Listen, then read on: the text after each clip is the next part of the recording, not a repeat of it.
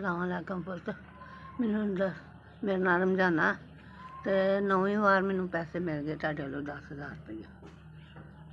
मैं तुहानू तंदुरुस्ती दे तुहाडे बहुता बहुता देवे, गरीबां दी मदद करन नूं बहुता बहुता तुहानू देवे, माड़ियां दी हेल्प करन नूं।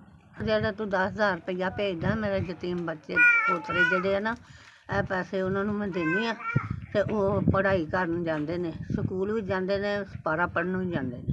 ते अल्लाह तुहानू तंदुरुस्ती दे ते अल्लाह तुहानू बहुती बहुती हिम्मत दे माड़े दे हत्थ धरन दी। तुसीं मेरे बच्चों ते तरस करने आ ते तुहाडे ते रब करेगा। जेह्ड़ा पैसे भेजदे आ धी पुत्तर भैन भरा, उन्हां दे बच्चे जीण, उन्हां नूं तंदुरुस्ती रब दे, उन्हां नूं रब बहुता बहुता देवे।